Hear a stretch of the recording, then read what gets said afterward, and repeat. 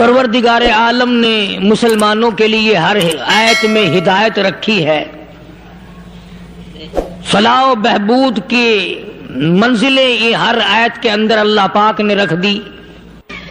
کیا بتاؤں، آج تک میرے تیرے دل میں اس بات نے یقین نہیں پکڑا کہ یہ قرآن کریم اللہ کا کلام ہے یا کسی بندے کا کلام ہے۔ خود اللہ کی عظمت ہمارے دلوں میں کہاں ہے؟ یہ تو اللہ پاک نے سوٹا لے کر اپنی خدائی ہم سے منوا رکھی ہے کہ کسی کی موت بھیج رہا ہے، کسی کو پیدا کر رہا ہے، کسی کو ہسپتال میں پھینک دیتا ہے، کسی کو تڑپتے ہوئے بازار میں لٹا دیتا ہے، کسی کو بھیک مانگتے ہوئے کو تخت شہنشاہی پہ بٹھا دیتا ہے، بادشاہ کا کان پکڑ کر گلیوں میں بھیک کے ٹکڑے منگوا دیتا ہے۔ خدا نے اپنی خدائی یوں منوا رکھی ہے۔ جہاں تک عظمتوں کا سوال ہے وہ ہمارے یہاں کہاں ہے؟ میں اپنی اور اپنے بزرگوں کی کیا بات کروں، اس اللہ والے کی بات کروں جس کو دوسرے طبقے کے لوگ بھی مانتے ہیں۔ پیر مہر علی شاہ صاحب رحمت اللہ علیہ گولڑا شریف والے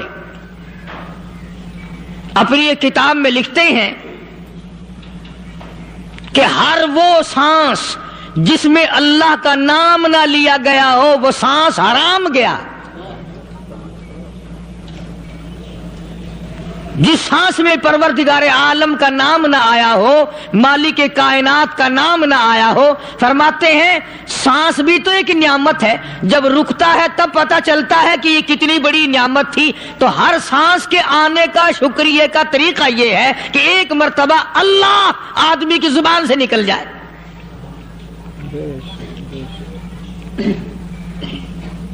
ابھی تو میری تیری نظروں میں اولاد نعمت ہے، کوٹھی نعمت ہے، بنگلہ نعمت ہے، کار نعمت ہے، پیسے نعمت ہیں، لیکن اصل نعمت جو سانس آ رہی ہے اس کو جانتے ہی نہیں۔ اس کی سمجھ اس دن لگتی ہے جس دن یہ سانس رکتا ہے، پھر بنتا کچھ نہیں۔ تو قرآن کریم کی ہر صورت میں، ہر آیت میں، ہر پارے میں اللہ تبارک و تعالی جل شانہ نے اپنی ذات و صفات لوگوں کو سمجھائی۔ اور کمال ہے کہ مخلوق خالق کو نہیں پہچانتی۔ کس طریقے سے سمجھایا جائے؟ اب آپ بالکل ذرا ابتدا کی طرف آئیں۔ ہر چیز کا مٹیریل آپ کو معلوم ہے۔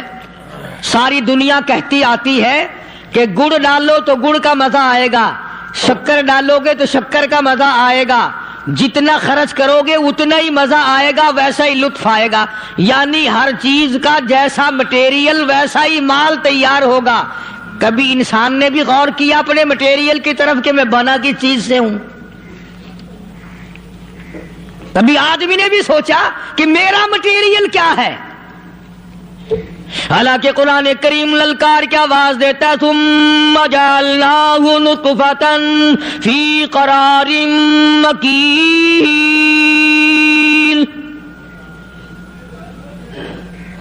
ثم جعلناہ نطفۃ من ماء مہین، میں نے تجھے ذلیل پانی سے بنایا، گندے پانی سے بنایا۔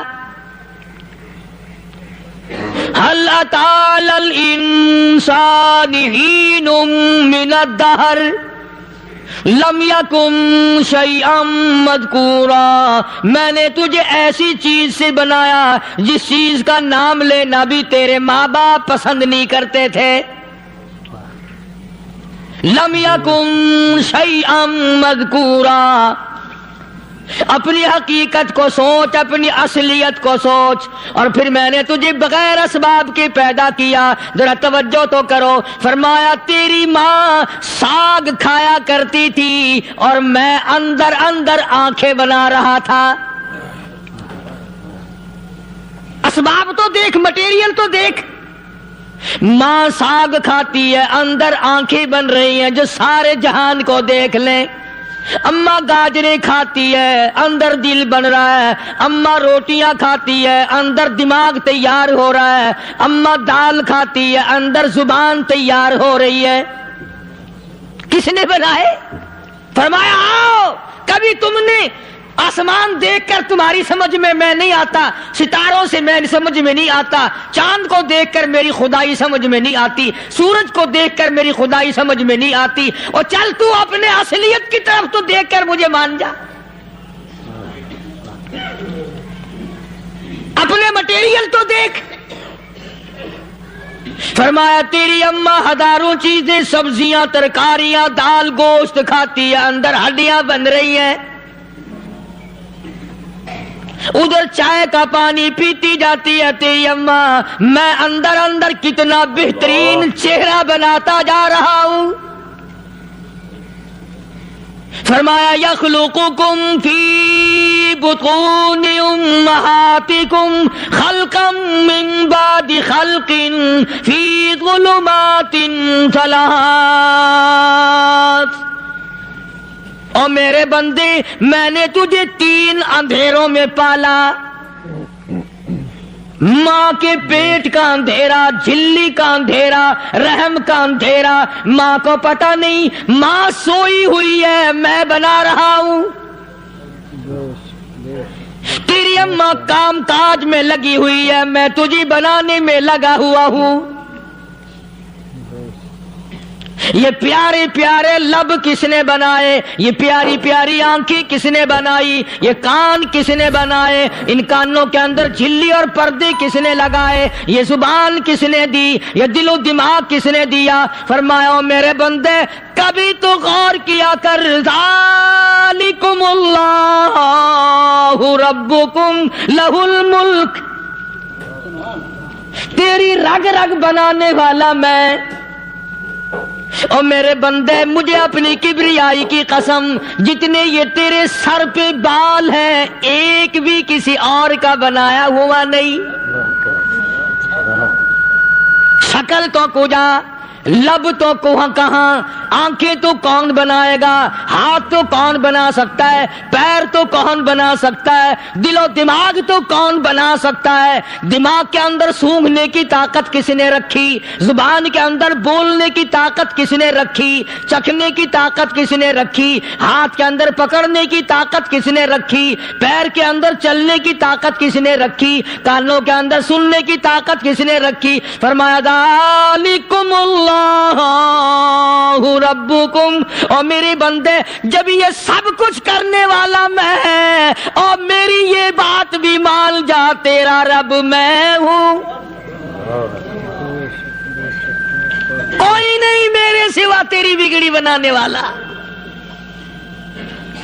تیری مشکل کشائی کرنے والا کوئی نہیں، تیری حاجت روائی کرنے والا کوئی نہیں، تیری بگڑی بنانے والا کوئی نہیں۔ فرمایا تیری تو کیا مجال ہے، بڑے بڑے جب پھنسے سب نے میری ذات کو پکارا، فلما نجاہم الی البر اذا ہم یشرکون، جب آرام پہنچتا ہے، جب میں دولت دے دوں، اولاد دے دوں، مال دے دوں، مقدمے سے بری کر دوں، تندرستی عطا کر دوں، اللہ پاک فرماتے ہیں جب تو یوں کہتا ہوا عدالت سے نکلتا ہے نا، فلاں بزرگ نے مینو بری کرا دیتا، فرمایا میرا غضب جوش میں آتا ہے، تیرے پیر پکڑ کر پٹک پٹک کے تجھے زمین میں ماروں۔ کیا میں نے نام غیروں کا، تو خود گوارا نہیں کر سکتا، جو تیری ہو وہ کسی سے آنکھ لڑائے، اور میں کیسے گوارا کروں بندہ میرا سر دوسرے کے آگے جھکائے؟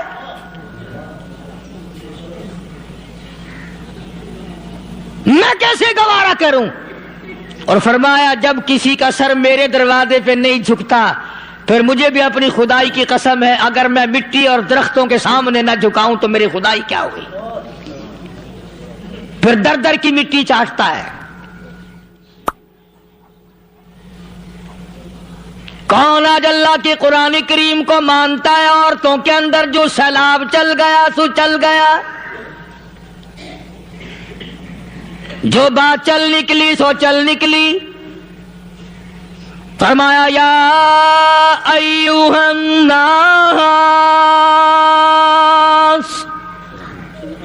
او لوگو، او بادشاہ، او امیرو گورنرو وزیرو سفیرو ذمہ تاجرو یا ایھا الناس، او مولویو او پیرو او فقیرو دروی درویشو کلندرو، یا ایھا الناس، او لوگو اتقوا ربکم، ڈرو اس پروردگار سے جس کے ایک حکم سے سارا نظام عالم ذرہ ذرہ ہو کر برباد ہو جائے گا۔ ڈرو اس مالک سے جو ایک منٹ میں بے اولادہ بنا سکتا ہے، ایک منٹ میں کوٹھی کو برباد کر سکتا ہے، ایک منٹ میں تمام نعمتوں کو چھین کر فقیر بنا سکتا ہے۔ بس ہم کہتے ہیں، آپ سنتے ہیں، دل میں یہ باتیں جمتی نہیں۔ اللہ فرماتے ہیں وَفِي أَنفُسِكُمْ أَفَلَا تُبْصِرُونَ، اگر میری خدائی تیری سمجھ میں قرآن کریم سے نہیں آئی، کالی کملی والے صلی اللہ علیہ وسلم کے فرمان سے نہ آئی، تو پھر 360 جوڑ سر سے لے کر پیروں کی انگلی تک میں نے لگائے ہوئے ہیں، اپنے ایک ایک جوڑ سے پوچھ لے تجھے کس نے بنایا؟ ایک ایک جوڑ سے پوچھ، ان کے اندر مکھ کس نے رکھی؟ نشے و نما تو دیکھ، تخلیق تو دیکھ آدمی کے اللہ پاک نے کس طریقے سے بہتر صورت میں بنائی ہے۔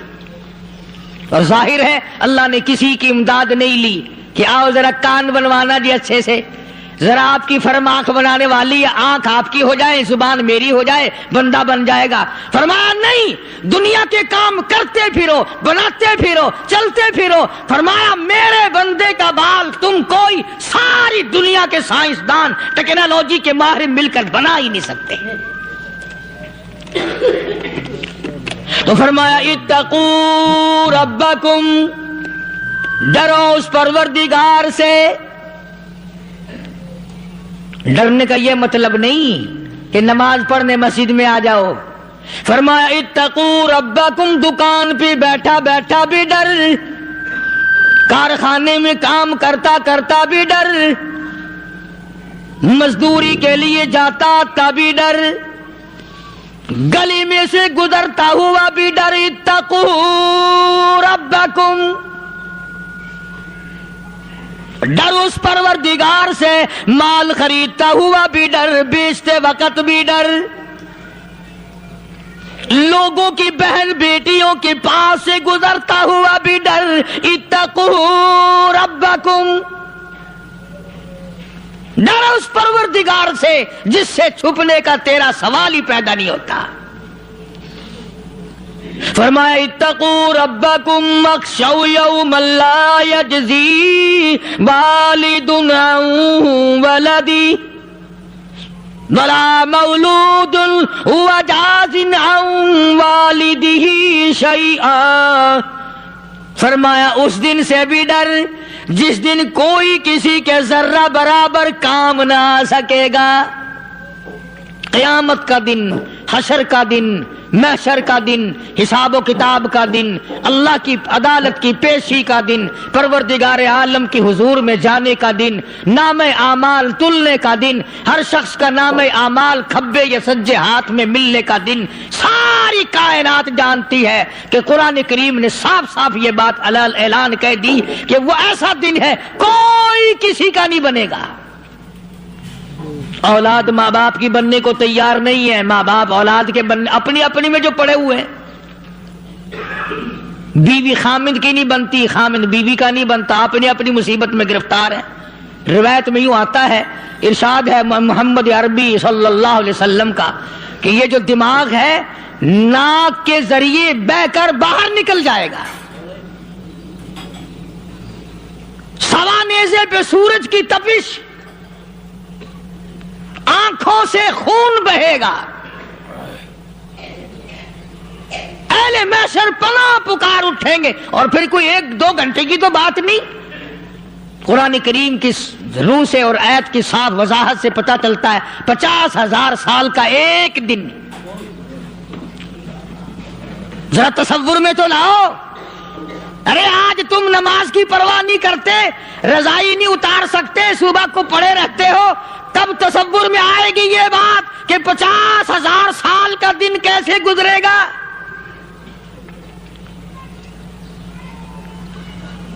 اب تو صبح کو عورت نہیں اٹھتی, مرد نہیں اٹھتا, شام کو یوں ہی کھا پی کر گدھے کی طرح بغیر نماز پڑھے سو جاتے ہیں, پرواہ ہی نہیں.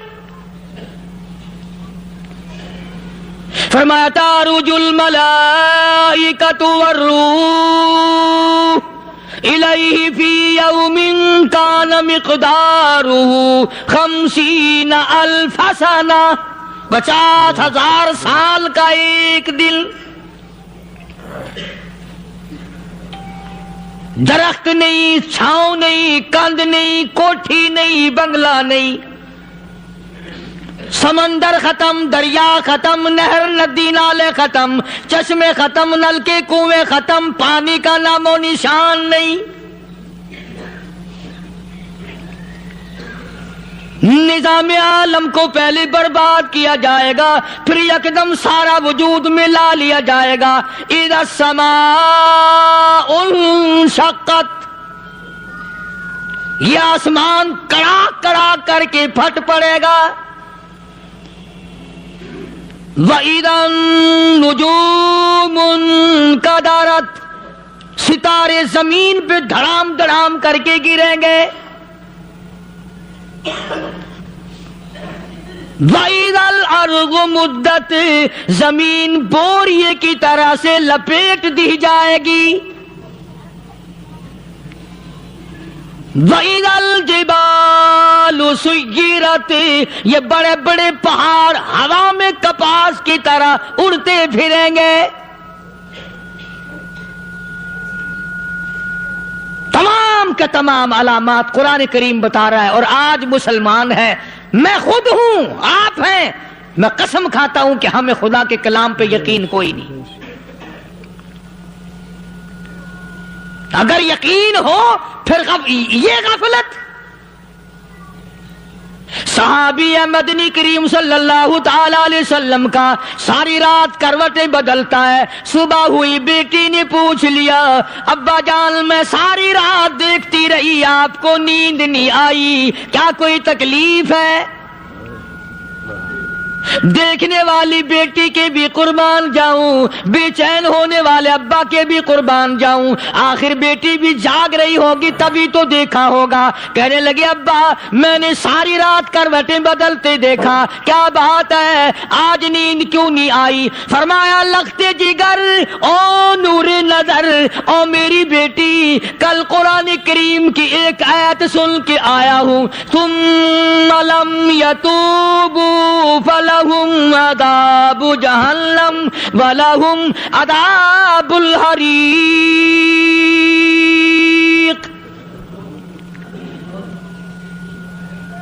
او میری بیٹی جس نے قرآن کریم کے ذریعے جہنم کی خبر سن لی ہو, جہنم کے انگاروں کی خبر سنی ہو, جس نے جہنم کی تباہ کاریاں سن لی ہو, او میری بیٹی نیند کیسے آئے, کیسے نیند آئے؟ امام شافعی رحمت اللہ علیہ اتنے بڑے جلیل القدر ولی کامل ہیں, وقت کے امام ہیں, پرہیزگار متقی ہیں. اپنی بیٹی کو فرمانے لگے لختے جگر تیری آنکھیں بگڑتی چلی جا رہی ہیں, میں دیکھتا ہوں تو ساری رات نیند نہیں کرتی, ساری رات سوتی نہیں, مصلی پہ کھڑی ہو کر قرآن پڑھتی رہتی ہے, تو کچھ نیند کر لیا کر, آنکھوں سے محتاج ہو جائے گی. عرض کرنے لگے ابا جان نیند آتی ہے, بستر پہ لیٹ جاتی ہوں, آنکھ لگنے کو ہوتی ہے, فوراً میرے دل میں خیال آتا ہے شافی کی بیٹی تو نے تو بستر سنبھال لیا, صبح تیری نامعلوم زمین کے اوپر ہوگی یا لاکھوں من مٹی کے نیچے ہوگی. پھر میری نیند اکھڑ جاتی ہے, پھر کھڑی ہو کر خدا کا قرآن پڑھتی ہوں. وہ ساری رات قرآن پڑھا کرتے تھے, اور بدقسمت قوم تمہیں صبح اٹھ کر قرآن کا سپارہ پڑھنے کی توفیق نہیں.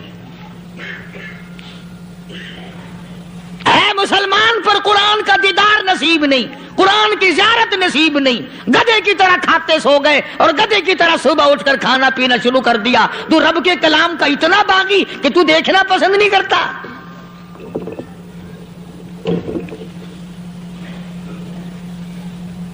اور دنیا کی چیز اگر گھر میں نہ ہو، ٹھنڈے ٹھنڈے سانس مارتے ہیں عورتیں بھی، ہاں جی اپنی زمین کوئی نہیں نا، اپنی ہاں جی مکان اچھا اپنے پاس کوئی نہیں، فلاں چیز اپنے پاس کوئی نہیں۔ کبھی کسی نے ٹھنڈا سانس مارا کہ ہم 10 آدمی ہیں گھر کے، ایک آدمی بھی قرآن پڑھنے والا نہیں، ہم سارے کے سارے پتہ نہیں کیسے اکٹھے ہو رہے ہیں۔ اللہ، اگر دل میں عظمت ہو، ڈاکٹر ہو، افسر ہو، وزیر ہو، آخر ہے تو انسان، ہے مسلمان، ہے مدنی کریم صلی اللہ علیہ وسلم کا امتی، پھر قرآن سے اتنا دور کیوں ہے؟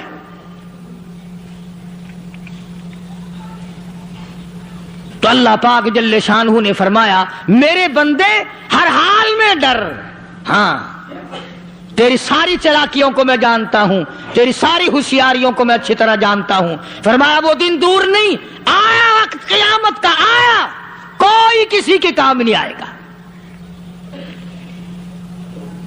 فرمایا ان وعد اللہ حق فلا تغرنکم الحیات الدنیا۔ دنیا نے پھنسا لیا، چہل پہل میں پھنس گئے، اس کے رنگ روغن میں لگ گئے، اس کی زیب و زینت میں لگ گئے، رات اسی کی سوچ ہے، دن میں اسی کا فکر ہے، اور مرنے کا کسی کو بھی فکر نہیں۔ قرآن کریم کی آخری سورت، آخری لقمان کے آخری آیتوں میں عجیب مضمون رکھا ہے۔ فرمایا ان اللہ عندہ علم الساعۃ وینزل الغیث۔ قیامت کا ٹھیک وقت اللہ کے سوا کوئی نہیں جانتا، کسے معلوم ہے ابھی اگلے منٹ میں کیا ہو جائے گا، سیکنڈ میں کیا ہو جائے گا۔ اچھا ایک بات میرے ذہن میں آئی، یہ بڑے بڑے لوگ آپ کو ملیں گے دیہاتوں میں بھی، بازاروں میں بھی، شہروں میں بھی، فلانا بزرگ غیب کی باتیں بتایا کرتا تھا، فلانا ولی یوں بتایا کرتا تھا۔ کبھی یہ بھی تو پوچھنا کہ اس ولی نے کبھی یہ بھی بتایا کہ میں مروں گا کب، کس دن مروں گا؟ جب اپنی موت کا پتہ نہیں تو اور کسی چیز کا کیا پتہ ہے؟ صرف اٹکل پچو تیر لگانے والی بات ہے۔ ابھی چند مہینے ہوئے یہاں میرے پاس چند نوجوان آئے ملتان شہر سے اور کہنے لگے کہ 25,000 کی چوری ہو گئی ہے، بتا کدھر کون لے گیا، کدھر لے گیا۔ میرے پاس آئے یہاں، میں نے کہا بتا دوں گا پر آدھے لوں گا۔ کہنے لگا نہیں نہیں دیکھنا جی اتنا تو نہ کرو۔ اور میں نے کہا وہ سارے ہی چلے گئے یار، یقین کرو میں یہاں چارپائی میں بیٹھا ہوں دروازے کے باہر، عصر کے بعد پوری پارٹی آئی اسی شہر کی کہ 25,000 روپیہ گم ہو گیا ہے، بتا کدھر گیا ہے۔ سب لوگ کہتے ہیں قاری حنیف بتاتا ہے، سنو قاری حنیف بتاتا ہے، ٹیلا کرا دوں گا میں۔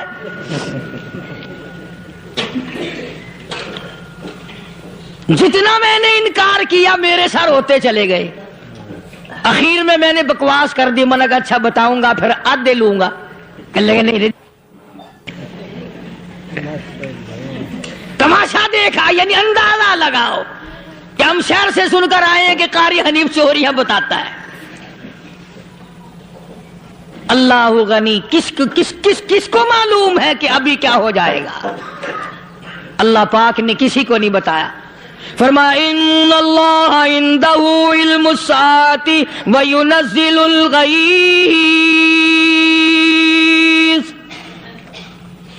قیامت کا ٹھیک وقت کسی کو معلوم نہیں، بارش کا کوئی پتہ نہیں کب ہوگی، کتنی ہوگی۔ تم ابھی کہہ رہے ہوگے کہ جی محکمہ موسمیات والوں کو پتہ چلتا ہے، ان 3 مہینے میں یہ محکمہ موسمیات والے کئی دفعہ کہہ چکے ہیں کہ بندہ باندی ہوگی، مگر کچھ بھی نہیں ہوا۔ بلکہ جتنے یہ زیادہ بتلاوے نا اتنا ہی موسم خراب ہوتا چلا جا رہا ہے۔ پچھلے سال انہوں نے روئی کی گانٹھوں کی گنتی بتائی کہ اتنی کپاس پیدا ہوگی ملک میں، اتنی روئی کی گانٹھ بنے گی، اتنی باہر بھیجیں گے اور اتنی اپنے گھر رکھیں گے۔ ذرا پوچھو تو صحیح ذمہ داروں سے سر کھجاتے پھرے کہ کھاد کے پیسے بھی واپس نہیں ہوئے. بھلے کسی کو کیا پتا کہ ابھی کیا تھا اور ابھی کیا ہو جائے گا، کل کیا ہوگا، پرسوں کیا. ایک اللہ کی ذات جانتی ہے. فرمایا وَيُنَزِّلُ الْغَيْثَ، کوئی نہیں جانتا بارش کب ہوگی، کتنی ہوگی، کہاں تک ہوگی، کس قدر ہوگی، کس طرح میں ہوگی، کہاں نہیں ہوگی. وَيَعْلَمُ مَا فِي الْأَرْحَامِ، کوئی نہیں جانتا عورت کے پیٹ میں کیا ہے، لڑکا ہے کہ لڑکی. باپ کو پتا نہیں، ماں کو پتا نہیں، دادی کو پتا نہیں، نانی کو پتا نہیں. یوں کہ کسی کو پتا ہو یا نہ ہو، حضرت صاحب کو پتا لگ جاتا ہے. حضرت صاحب کو کیوں؟ حضرت صاحب ٹھڈ دے اندر وڑدا ہوندا ہے. تماشا دیکھ، کوئی کسی کو پتا نہیں چلتا.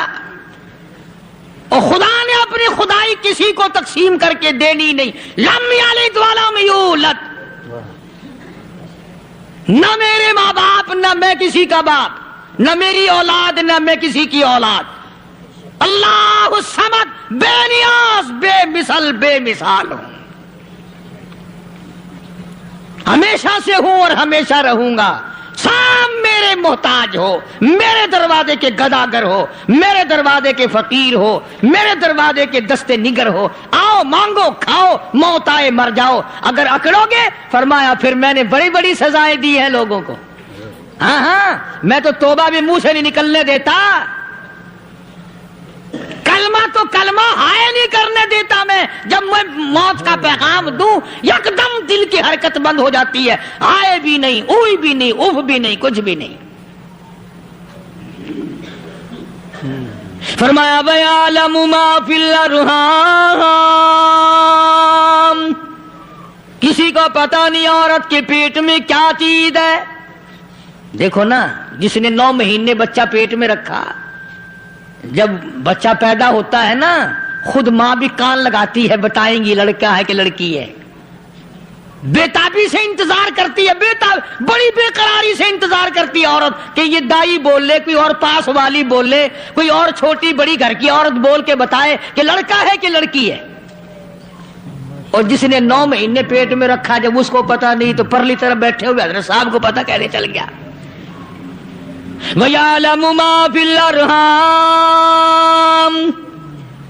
زیادہ سے زیادہ تمہیں یہ کہیں گے جی فلاں بزرگ نے دعا کی تھی اللہ میاں لڑکا دے گا، لڑکا ہو گیا. ٹھیک ہے، دعا تو بھی مانگ، بزرگ بھی مانگے، پیر بھی مانگے، فقیر بھی مانگے، عالم بھی مانگے، ماں بھی مانگے، باپ بھی مانگے، خاندان سارے مانگو. بات یہ ہے مانگو تو سارے، پر یوں کہو دینے والا وہ ایک ہے بس. یہ ہے اصل بات. اور مانگنے کی تو کوئی کسی کی وہ نہیں. امام الانبیاء محبوب کبریا حضرت محمد مصطفیٰ صلی اللہ تعالی علیہ وسلم سیدہ عائشہ صدیقہ رضی اللہ تعالیٰ عنہ فرماتی ہیں میں سوئی ہوئی تھی، اچانک میری آنکھ کھلی، میں نے کالی کملی والے کو سجدے میں دیکھا. رو رہے ہیں، دعائیں مانگ رہے ہیں، رو رہے ہیں. حضرت عائشہ فرماتی ہیں اللہ اکبر، فرماتی ہیں اتنے روئے سرکار مدینہ صلی اللہ علیہ وسلم، سانس رک گیا، سانس گھٹ گیا آپ کا. حضرت عائشہ فرماتی ہیں میں اپنا جگر پکڑ کے بیٹھ گئی، کہیں آج بیوہ تو نہیں ہو جاؤں گی. نبی نے اتنا مانگا، اتنا مانگا، اتنا مانگا، اس کائنات میں مانگنے والا کوئی آیا ہی نہیں. ہر آن مانگا، ہر لمحہ مانگا، ہر گھڑی مانگا، اور اتنا مانگا. میری بات لکھ کے لے جاؤ انشاءاللہ، کچی پکی بات نہیں.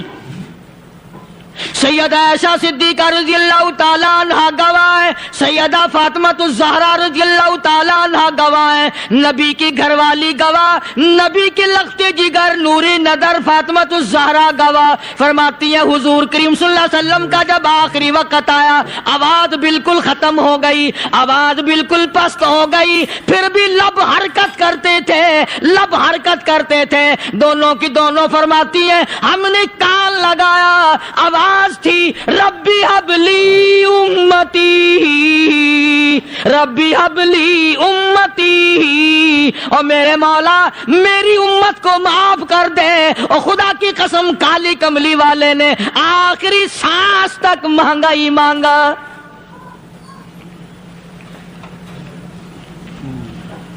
چاہے تیرے لیے مانگا، امت کے لیے مانگا، مگر ہر وقت مانگا۔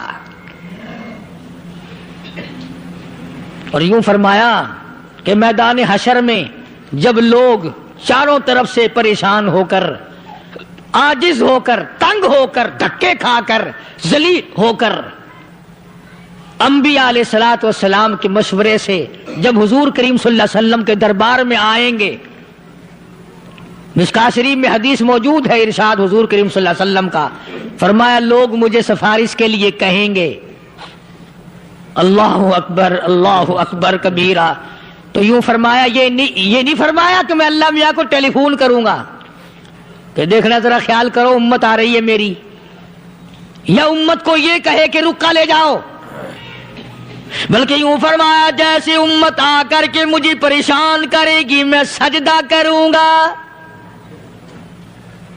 میں سجدہ کروں گا، اس وقت بھی سر میرا در تیرا، جھولی میری عطا تیری۔ اور حدیث پاک کا اگر مضمون پڑھ کر دیکھو سارے مضامین حل ہو جائیں۔ یوں فرماتے ہیں خود حضور کریم کہ میں اتنا لمبا سجدہ کروں گا اس وقت قیامت میں، اتنا لمبا سجدہ کروں گا کہ 7 دن 7 راتیں کا وقت 1 ہفتے کے برابر وقت لگ جائے گا، میں سر سجدے سے نہیں اٹھاؤں گا۔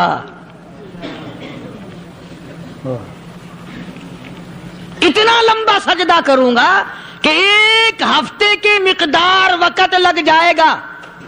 یہ مقدار کیوں فرمایا؟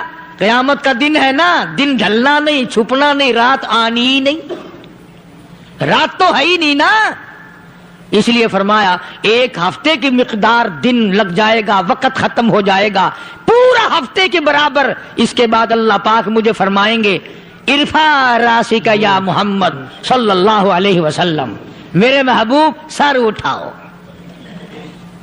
سل مانگو توتا دوں گا، مانگو دیا جائے گا، سوف یعطیک ربک فترضی، تیرا رب تجھے راضی کر دے گا۔ صحابہ کرام رضوان اللہ تعالی علیہ مجمعین نے عرض کر دیا یا رسول اللہ صلی اللہ علیہ وسلم آپ کس وقت راضی ہوں گے؟ کتنے لوگ جنت میں چلے جائیں گے، دوزخ میں چلے جائیں گے، آپ کس وقت راضی ہوں گے؟ خدا کی قسم اس محسن کائنات کا کیا کہنا کالی کملی والے نے جو ہم پر مہربانی فرمائی۔ یوں فرمایا جب تک ایک ایک امتی کلمہ پڑھنے والے کا ہاتھ پکڑ کر جنت میں نہ لے جاؤں میں محمد الرسول اللہ کو چین نہیں آئے گی، ایک ایک کو لے جاؤں گا اور چین نہیں آئے گا مجھے اس وقت بھی۔ تو عرض یہ کر رہا تھا کہ قرآن کریم نے اور تمام چیزوں میں عقیدے کا سدھار کہ عقیدہ بناؤ، یہ جو عقیدہ ہے نا اس کی حیثیت ایسی ہے جیسے پہلی اینٹ عمارت کی، اگر اینٹ ٹیڑھی ہو گئی تو ساری عمارت ٹیڑھی ہو جائے گی، اگر عقیدہ صحیح نہیں تو سارے اعمال ٹیڑھے ہو جائیں گے، اور اگر عقیدہ صحیح ہے تو اعمال بھی اور تمام افعال بھی اخلاق بھی تمام کی بنیاد جو ہے وہ صحیح رہے گی اور اچھی توفیق ہوگی۔ یہ عربی کلمہ ہے، آپ اور میں اگر کلمے کا معنی سمجھ لیں پھر بھی بات بنتی ہے۔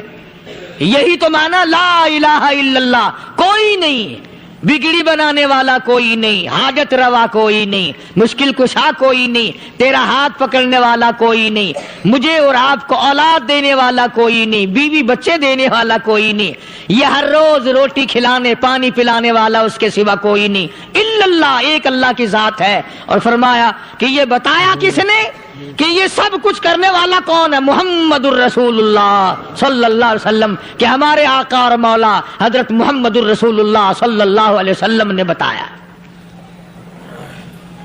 تو قرآن کریم کی ان آیتوں نے وضاحت کر دی وما تدری نفس ماذا تکسب غدا، کسی کو پتا نہیں کل کیا ہو جائے گا، صبح کو کیا ہو جائے گا، شام کو کیا ہو جائے گا.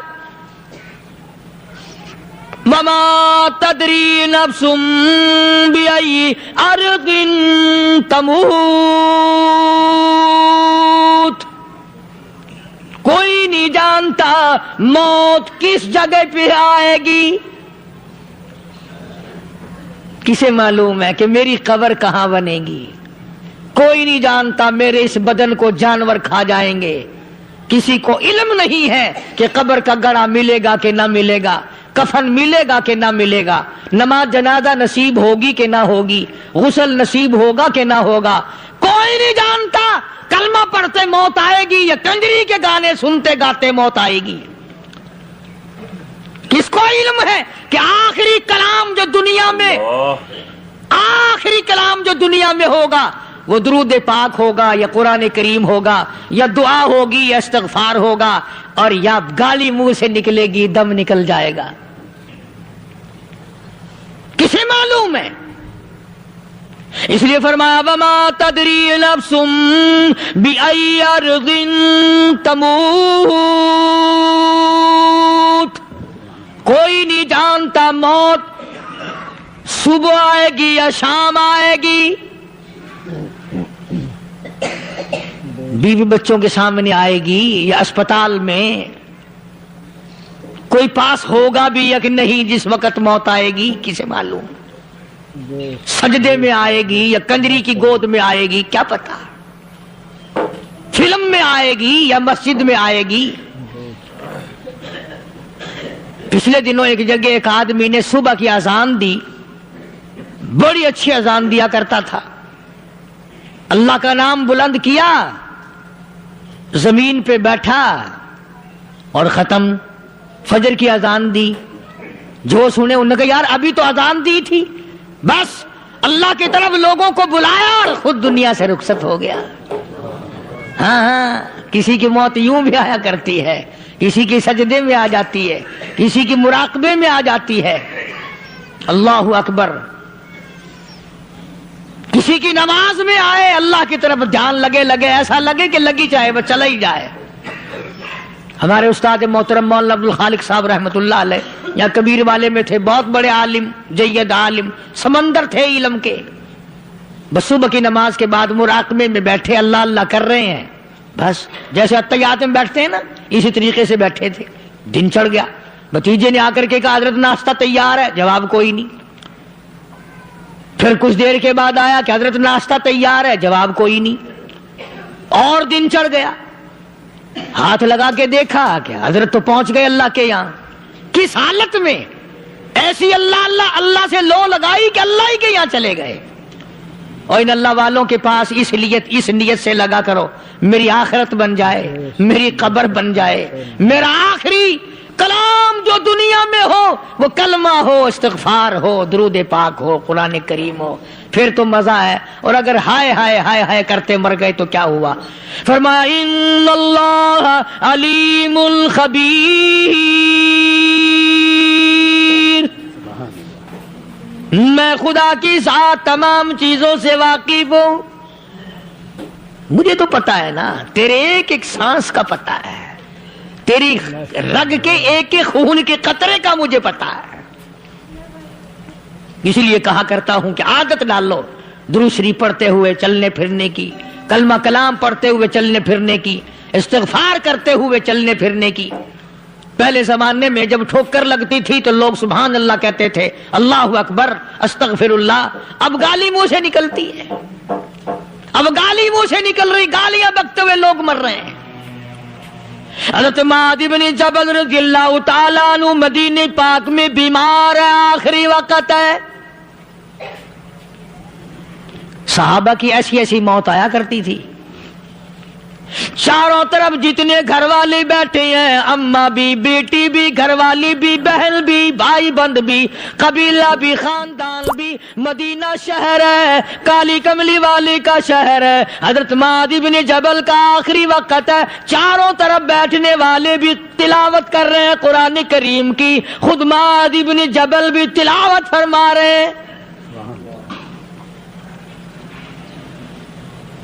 اچانک حضرت معاذ رضی اللہ تعالیٰ عنہ رونے لگے.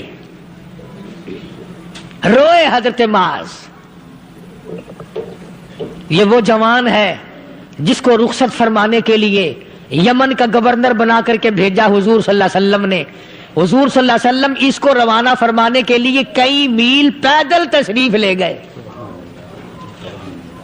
ہاں حضور کے صحابہ. تو معاذ بن جبل جب رونے لگے تو گھر والوں نے پوچھا کیوں؟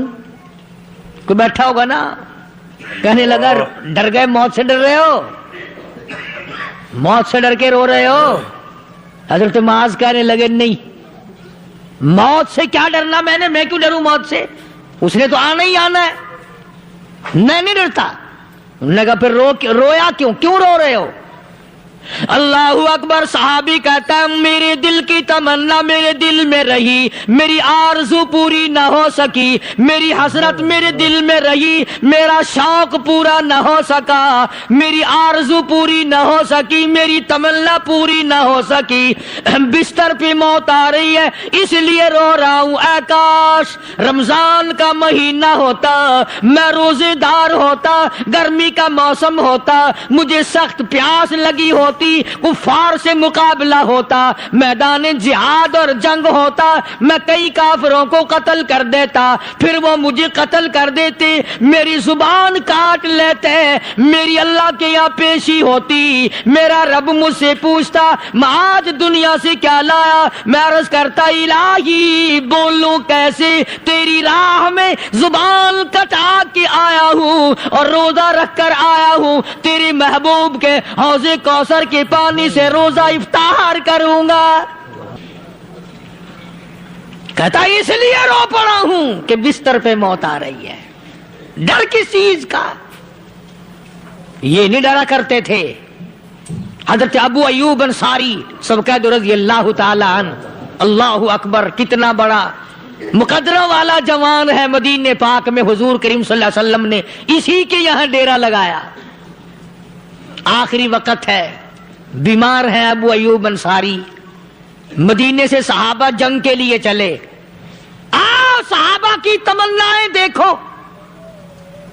ہم جتنے بیٹھے ہماری تمنا تو یہی ہے نا، کاروبار بڑھ جائے، مکان دکان کا ساز و سامان بڑھ جائے، یہ مل جائے وہ مل جائے، یہ ہو جائے وہ ہو جائے. ابو ایوب انصاری بیٹھے ہوئے دیکھ رہے ہیں صحابہ سواریوں پہ پیدل تلوار نیزے تیر لے کے چلے. ابو ایوب انصاری کہنے لگے کہاں چلے ہو؟ کہ جہاد فی سبیل اللہ کے لیے.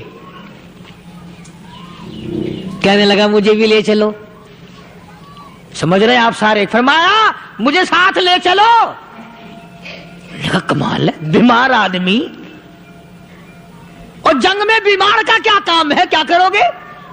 نے کہا مہربانی کرو، احسان کرو مجھ پر، مجھے ساتھ لے کے چلو. خدا کے بندے بیمار ہے، کرے گا کیا میدان جہاد میں؟ کہنے لگا تم تو بیمار کی بات کر رہے ہو، مجھے ساتھ لے چلو اونٹ پہ ڈال کر. توجہ کرنا ذرا، آخری بات میرے یاد آئی ہے بتانے لگا ہوں. ابو ایوب انصاری حضور کا میزبان مدینے والا کہتا ہے میں بیمار ہوں، مجھے اونٹ پہ ڈال کے لے چلو، اور اگر میری راستے میں موت آ جائے پھر بھی میری لاش کو ساتھ لے جانا. جہاں کفر اور اسلام کا جنگ ہوگا، مقابلہ ہوگا، اس میدان میں میری لاش کو پھینک دینا. شاید کسی مجاہد کی سواری کا پیر میرے اوپر آ جائے، میں بھی قیامت میں اللہ کے حضور میں کہوں گا یا اللہ تیرے میدان جہاد سے اٹھ کے آیا ہوں میں بھی. اندازہ لگا ابو ایوب انصاری کی تمناؤں کو دیکھ، حضرتوں کو دیکھ. فرمایا مجھے ساتھ لے چلو، اگر میری موت آ جائے تو لاش کو بھی پھینکنا نہیں، دفن راستے میں نہ کرنا، ساتھ لے چلو، وہاں میدان میں ڈال دینا، اور اسلام کے لیے جو لڑنے والے ہوں، کفر کو مٹانے والے ہوں، ان کے پیر میرے اوپر آ جائے میں کامیاب ہو جاؤں گا. ایک تم ہو جو مسجد میں جھاڑو دینے سے بھی آر کرتے ہو، सफ बिछाने में भी तुम्हें शर्म आती है, सफ इकट्ठा करने में भी तुम्हें शर्म आती है, इधर उधर कोई चीज करने में तुम्हें क्या मालूम है जिस वक्त क़यामत के दिन इन शाही दरबारों के खादमों को इनाम मिलेगा ना, फिर टकरे मारोगे, ओ हो लो भाई कमाल हो गया, हम तो यूं ही रह गए। तो आज तौफीक नहीं रही, अल्लाह से मांग, सोते भी मांग, जागते भी मांग, हर वक्त मांग, वही तेरी मेरी झोली भरेगा। मिस्र के गवर्नर ने, मिस्र के जनरल कर्नल ने खत लिखा सैयदना फारूक आजम रज़ी अल्लाह ताला अन्हु की खिदमत में, दौरे खिलाफत है हजरत फारूक आजम का। क्या खत लिखा कि हुजूर मुझे काफी वक्त गुजर गया है और फला इलाके में आपके हुक्म से हमने जाना है और रास्ता सिर्फ एक है और उस रास्ते में जाल बिछा दिया गया। अब मुझे मशवरा दें, मैं क्या करूं, हुक्म दें मुझे। जाल क्या बिछा दिया गया कि हमें पता चल गया है ईसाइयों ने प्रोग्राम बनाया, सैकड़ों लड़कियां तलाश कर करके बड़ी खूबसूरत हसीना इकट्ठी की हैं, उनको गाने बजाने की ट्रेनिंग दी है, उनको अच्छी अच्छी आवाजों वाली लड़कियां ढूंढ के लाए हैं और उन्होंने ये प्रोग्राम बनाया कि जब मुसलमानों की फौज इस गली से गुजरेगी इन कोठों के ऊपर चढ़ के गाना बजाना करेंगे ताकि उनके दिल में बदमाशी आए और उनका बेड़ा गर्क हो।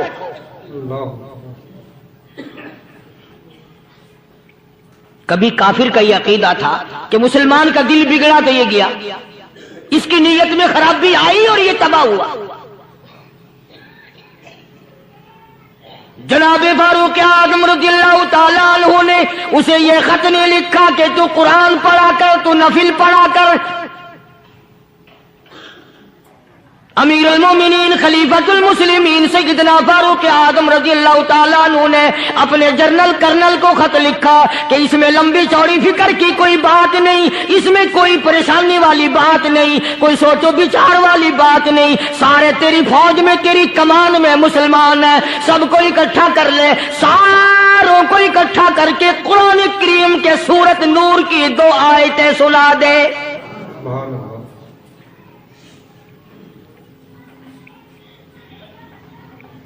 ये भी नहीं फरमाया कि सजा सुनाओ, इतने कोड़े लगेंगे, जो खिलाफ करेगा यूं कैद होगी, यूं कोर्ट मार्शल कर दिया जाएगा, कुछ नहीं।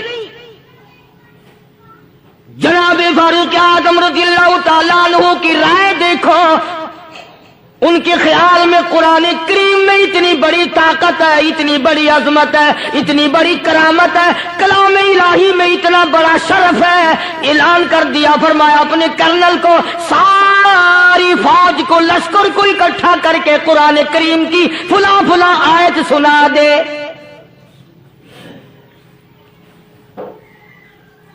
और उसके बाद बेधड़क फौज को, लश्कर को उसी रास्ते से गुजार के ले जा, बेधड़क ले जा।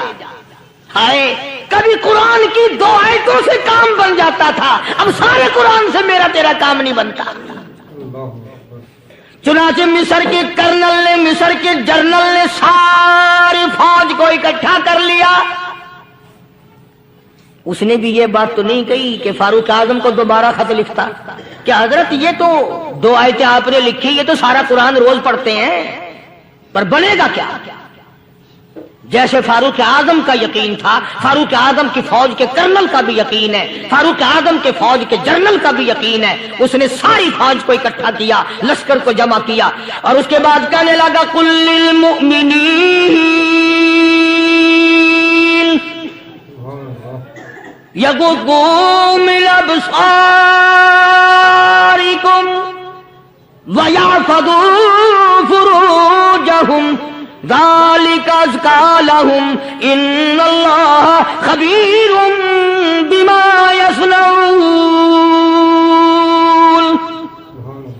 ओ लोगों, खुदा तुम्हें कहता है अपनी आंखों की हिफाजत करो, अगर तुम्हारी नजरें गलत जगह पड़ी अपनी इज्जत की हिफाजत करो, अपनी आबरू की हिफाजत करो, अगर गलत नजरें पड़ी, गलत इस्तेमाल हुई, इन्नल्लाह खबीरुम बिमा यस्नऊन।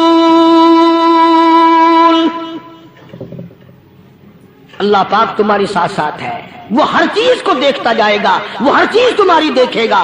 چنانچہ تاریخ شاہد ہے، ابن حشام نے لکھا ہے، ابن خلدون نے لکھا ہے، اور کئی مورخین نے لکھا ہے کہ جب مسلمان جرنل نے، مسلمان کرنل نے اپنی فوج کو قرآن کی 2 آیتیں سنائی اور اس کے بعد حکم دیا چلو، تمام کا تمام لشکر چل رہا ہے، ادھر ڈھول بجا، دھماکے بجے، گانا شروع ہوا، گانا بجانا شروع ہوا، ساری فوج نکل گئی، سارا لشکر چلا گیا۔ لڑکیوں نے دیکھا کہ یہ تو ختم ہو گئے، نیچے آواز دے کے کہنے لگی اور جانے والوں یہ ساری فوج کئی اندھوں کی فوج تو نہیں؟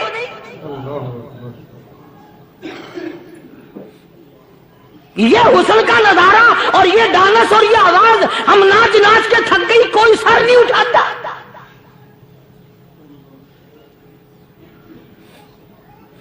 اور آج دیکھ لیں آپ، ہر گھر کے اوپر وہ لگا ہوا ہے ایریل، لعنت کا ایریل لگا ہوا ہے، لعنت کا ایریل۔ حاجیو تم کیا کہتے ہو کہ ہمارے گھر کا اس میں کیا بگڑے گا؟ خدا کی قسم وہ بگڑتا ہے، وہ دیمک لگتی ہے، وہ تباہی پھرتی ہے، تمہیں پتہ بھی نہیں چلتا۔ تم نے کیا سوچ رکھا ہے؟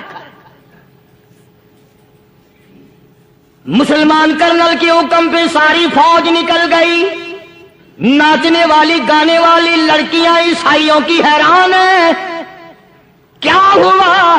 لاکھوں کی تعداد میں فوج گزر گئی، کوئی نگاہ اٹھا کے نہیں دیکھتا۔ ایک مسلمان سپاہی گزرتا گزرتا نیچی نظریں کیے کیے کہنے لگا سر کیسے اٹھائے، نگاہ کیسے کوئی اٹھائے گا؟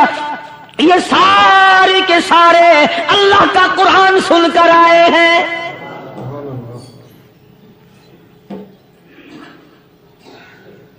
کیسے کوئی نگاہ اٹھائے گا؟ کیسے کوئی سر کو اٹھائے گا؟ یہ سارے کے سارے اللہ کا قرآن سن کر آئے ہیں۔ ان کا عمل ہوا نا قرآن پہ، ان کے عمل کا کتنا بڑا اثر پڑا۔ مورخین نے لکھا، ابن حشام لکھتا ہے عیسائی لڑکیوں نے چھلانگیں لگا دی، کوٹھی سے نیچے آ گئی، کہنے لگی عام مسلمانوں وہ قرآن ہمیں بھی سنا کے جاؤ جس میں اتنی اسپرٹ ہے، اتنی طاقت ہے، جو حسن کے نظارے سے روک دے، جو گانے بجانے سے روک دے۔ یہ تو آدمی کے دل کا سکون ہے، نہ گانا سنتے ہو نہ حسن کا نظارہ کرتے ہو، جاتے والے یوں نہ جاؤ، ہمیں بھی وہ قرآن سنا کے جاؤ۔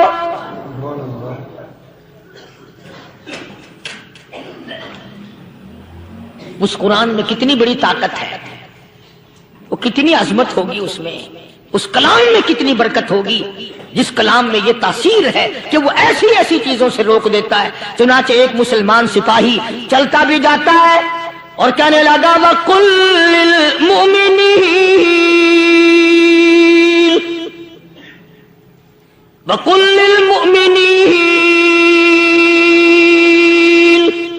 قرآن کی آیت پڑھ کے سنائی، سینکڑوں نہیں بے شمار لڑکیاں ایک مسلمان کی زبان سے اللہ کا قرآن سن کے کہنے لگی اور جانے والوں چھوڑ کے نہ جاؤ، ہمیں بھی کلمہ پڑھاؤ۔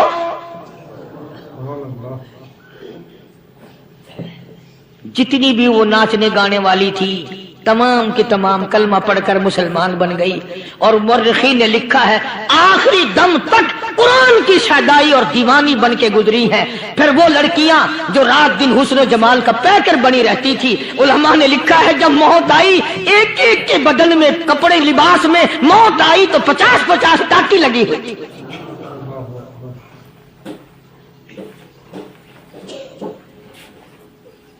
بظاہر تو آج بھی بڑی جھاڑا پونجی ہے، بڑی صفائی ہے، بڑی دوڑ دھوپ ہے، اسی کو مجذوب الالان کہتا بظاہر تو ہر شے میں بے حد صفائی، مگر دل میں ہے گندگی انتہائی، کبھی اس کے دھوکے میں آنا نہ بھائی، یہ سب ہے رعائی، بس ہے رعائی، یہ تو چیز ہی کچھ نہیں۔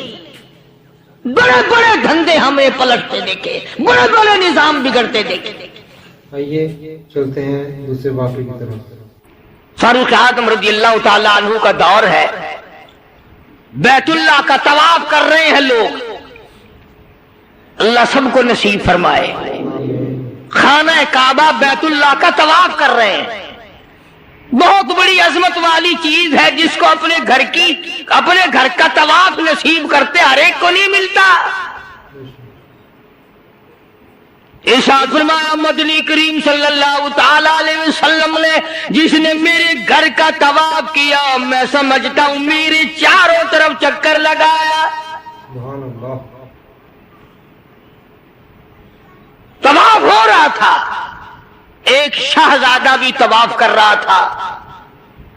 اس کی چادر نیچے لٹک رہی تھی. وہ جو احرام کی چادر تھی وہ لٹکی ہوئی تھی. تو کسی کا پیر آ گیا اس کی چادر پہ, اس کی گردن میں جھٹکا لگ گیا. کسی دوسرے طواف کرنے والے کا پیر آ گیا. طواف بڑی عجیب شے ہے. علماء نے لکھا ہے کہ ایک آدمی طواف کر رہا تھا, ایک عورت کی پیروں کی پازیب کی چھنکار آئی پیروں کے زیور کی. طواف کرتا کرتا اس کی طرف دیکھنے لگا. علماء نے لکھا ہے کہ رکن یمانی کے پاس سے بیت اللہ سے ایک ہاتھ نکلا اور زور سے منہ پہ تھپڑ مارا. طواف میرا کرتے ہو, دیدار غیر کا کرتے ہو. آنکھ نکل کے وہ جا کے پڑی.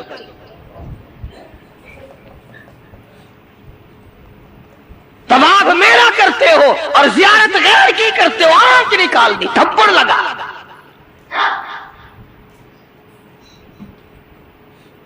تو شہزادے کی چادر پہ جب کسی کا اچانک پیر آ گیا تو جھٹکا لگا اس کی گردن میں. اس نے جو مڑ کے دیکھا تو غریب آدمی نظر آیا, بدوی, ایک دیہاتی. مارا زور سے تھپڑ اس کے منہ پہ شہزادے نے. اس کے 2 دانت ٹوٹ گئے. کہ تم نے میری چادر دبا دی, میری گردن میں جھٹکا لگ گیا, تم نے چادر دبائی میری. طواف ختم کر کے وہ دیہاتی جو تھا, نوجوان بیچارہ غریب آدمی, اس نے جا کے فاروق اعظم کے یہاں فریاد کر دی کہ فلاں شہزادے نے تھپڑ مارا اور چادر پہ میرے پیر آ گیا تھا. غیر ارادی طور پر میں نے جان کے نہیں اس کی چادر پہ پاؤں رکھا, مجھے کیا فائدہ تھا, لیکن اس نے تھپڑ مارا, میرے دانت نکل گئے.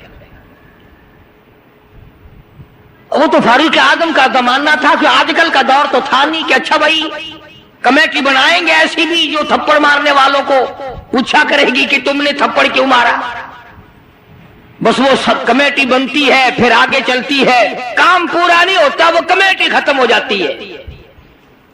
ہر چیز کی کمیٹی ہے, پتہ ہی نہیں کس نے تو یہ سبق دیا. سڑک بنانے کی کمیٹی, قانون بنانے کی کمیٹی, تمام غیر ملکوں میں آنے جانے کے انتظامات کی کمیٹی, حج کمیٹی, فلانی چیز کی کمیٹی. ایک لفظ یاد ہو گیا, کرنا کرانا کچھ نہیں. سیدنا فاروق اعظم شہزادے کو طلب کر لیا اور فرمایا یہاں کھڑے ہو جاؤ. تم نے اس نوجوان کو بیت اللہ کے قریب تھپڑ مارا, تماچا مارا اس کے منہ پہ, لگا اس نے جب یہ بات سنی وہ شہزادہ جو تھا وہ مسلمان ہوا تھا. کہنے لگا فاروق اعظم شاید آپ نے مجھے پہچانا نہیں, شاید آپ نے مجھے پہچانا نہیں. میں تو جبلہ ابن اوہم ہوں, میں تو بہت بڑا آدمی ہوں, میں کوئی دیہاتی ہوں, کوئی عام آدمی ہوں جو فوراً آپ بدلہ دلوا رہے ہیں. نہ کہ میں تو شہزادہ ہوں. نے کہا ہاں ٹھیک ہے شہزادہ ہے, کہ میں تو اتنا بڑا آدمی ہوں. کہ ٹھیک ہے تو اتنا ہی بڑا آدمی ہے. میں تو جبلہ ابن اوہم ہوں. کہ ہاں تو جبلہ ابن اوہم ہے, مگر یہاں کھڑا ہو جا, یہ تجھے تھپڑ مارے گا. کمال ہے, میں اتنا بڑا آدمی اور یہ 2 ٹکے کا آدمی مجھے تھپڑ مارے گا. کہ ہاں مارے گا. تمہارے یہاں چھوٹے بڑے کی کوئی تمیز نہیں کہ ہاں لا الہ الا اللہ محمد الرسول اللہ صلی اللہ علیہ وسلم پڑھنے والا یہاں سب ایک ہے. جس نے کلمہ پڑھا سب ایک ہو جاتے ہیں۔ کل ہی ایک آدمی 4 مہینے افغانستان کے مجاہدین کے ساتھ گزار کے آیا، دوست آدمی ہے۔ جہاں اس نے اور باتیں بتائی وہاں ایک یہ بات بتائی کہ ایک محاذ پہ ایک روسی کو پکڑ لیا، روسی بدماش کو پکڑ لیا، وہ جو آئے ہوئے ہیں نا، اس نے کلمہ پڑھ لیا، مسلمان بن گیا۔ تو 2-4 دن کے بعد اس سے پوچھا کہ تو نے اپنے کفر میں یا اپنے معاملات مذہب میں اور ہمارے اسلام میں کچھ فرق پایا؟ ایک بات اس نے بتائی، وہ میں نقل کر دیتا ہوں، شاید آپ کو بھی پسند آئے۔ جتنے کو وہ مسلمان بنا اتنے کی بات اسے محسوس ہوئی، کہنے لگا میں اپنے منہ میں بڑا ٹوتھ پیسٹ مارتا تھا، بڑا برش مارتا تھا، بڑی منجن مارتا تھا، اور میرے منہ کی بدبو نہیں جاتی تھی۔ جب سے میں نے تمہارا کلمہ پڑھا میرے منہ کی بو ختم ہو گئی۔ بالکل میرے منہ میں سے بدبو نہیں آتی، ورنہ میں خود تنگ تھا۔ اندازہ لگاؤ، لا الہ الا اللہ محمد الرسول اللہ پڑھنے سے اگر ایک روسی کافر کے منہ کی بدبو ختم ہو سکتی ہے تو کیا میرے تیرے جہنم کے سلگے ہوئے وہ لا الہ الا اللہ محمد الرسول اللہ پڑھنے سے جہنم کے انگارے نہیں بجھ جائیں گے؟ تو فاروق اعظم رضی اللہ تعالیٰ عنہ نے فرمایا کہ بھائی یہاں بدلہ دینا پڑے گا، یا کوئی چھوٹے بڑے کی بات نہیں۔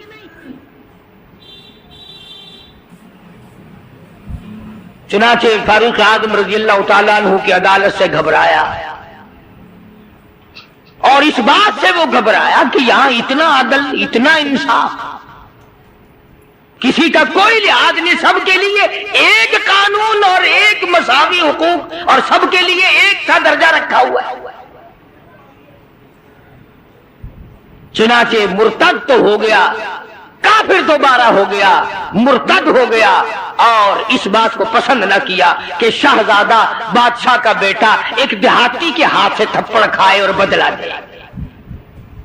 تو سیدنا فاروق اعظم رضی اللہ تعالیٰ عنہ نے یہ ثابت کر دیا کہ مسلمان بادشاہ کے سامنے، مسلمان عدالت کے سامنے تمام چھوٹے بڑے امیر غریب ایک ہیں، یہاں کسی کی چھوٹے بڑے کی رسائی نہیں ہونی چاہیے۔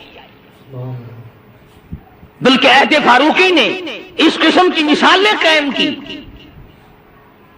اس قسم کی مثالیں قائم کی۔ جنگ میں، جہاد میں رشتہ دار سامنے آ گئے۔ فاروق اعظم رضی اللہ تعالیٰ عنہ کو خود نبی کریم صلی اللہ علیہ وسلم نے دیکھا کہ سگا ماموں ہے اور اس کو نیچے ڈال رکھا ہے اور پیر کے نیچے پیر دبایا ہوا ہے اور ایک ہاتھ میں پیر پکڑ کے اپنے ماموں کو بیچ سے پھاڑ رہے ہیں۔ فاروق اعظم بیچ سے چیر رہے ہیں تو نگاہ پڑی محمد کریم صلی اللہ علیہ وسلم کی، فرمایا عمر یہ تو تیرا ماموں ہے۔ عرض کی آقا جب تک آپ سے نہیں جڑی تھی یہ سب مامے نانے تھے، اور جب آپ سے جڑ گئی اب تو یہی دین ہے، یہی دنیا ہے، جو تیرا ہے وہ میرا ہے، جو تیرا نہیں وہ میرا نہیں۔ وہ اپنا رشتہ دار ہی نہیں جو تیرے دروازے کی غلامی نہیں کرتا۔ عرض یہ کرنا چاہتا ہوں کہ ہم لوگ اپنے آپ کو جنت کے وارث بنائے پھرتے ہیں، جنت کے ٹھیکیدار بنے پھرتے ہیں، نماز کی پابندی ہم نہیں کرتے، قرآن کریم کی تلاوت کو ذوق شوق سے ہمارے یہاں نہیں رواج۔ میں تو دیکھتا نہیں کہ کوئی عورت دن میں منہ بناتی ہو کہ آج ہمارے گھر میں کسی نے تلاوت نہیں کی، ہمارے گھر میں آج لعنت برسی ہوگی رحمت کے بجائے۔ پورے سال میں اگر گھر میں قرآن کی تلاوت نہ ہو عورت کو افسوس نہیں، مرد کو افسوس نہیں، بڈھی مائی نہیں افسوس کرتی، کوئی چھوکری افسوس نہیں کرتی کہ ہمارے پورے گھر میں قرآن پڑھنے والا ایک بھی نہیں، اور یہ آج نہیں پڑھا گیا، کیوں نہیں پڑھا گیا؟ نماز کی طرف سے کوئی افسوس نہیں کرتا، ظلم و زیادتی کر کے گھروں میں کتنا ہی لا کے دے دو، کوئی یوں کہنے کو تیار نہیں کہ تمہیں یہ ملا کیسے ہے، تم نے یہ حاصل کیسے کیا ہے۔ عرض کرنے کا مقصد میرا یہ تھا، بے شک نماز روک دیتی ہے بے حیائی اور بری باتوں سے، مگر وہ بھی نماز ہونا، نہ ہم نماز دل سے پڑھتے ہیں، نہ زکوٰۃ صحیح معنوں میں ادا کرتے ہیں، اور ان سب کی روح اور جڑ جو ہے وہ ہے انصاف مہیا کرنا، قتل کے بدلے قتل ہو، چور کا ہاتھ کٹے، شرابی کو کوڑے لگیں۔ ہم تو اخبار میں سن لیتے ہیں کہ فلاں جگہ شراب کی بھٹی پکڑی گئی، فلاں جگہ شراب پیتے ہوئے پکڑ لیے، مگر یہ قانون نے آج تک سنا ہی نہیں کہ اس کی وجہ سے کوڑے لگے۔ زنا کی سزا ملی، شراب کی سزا ملی، چور کو فلاں سزا ملی، وہ ہم نہیں سن پاتے۔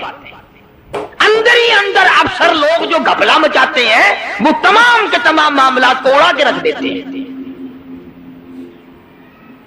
اور یہی وہ چیز ہے جس کا قرآن کریم مخالف بنتا ہے۔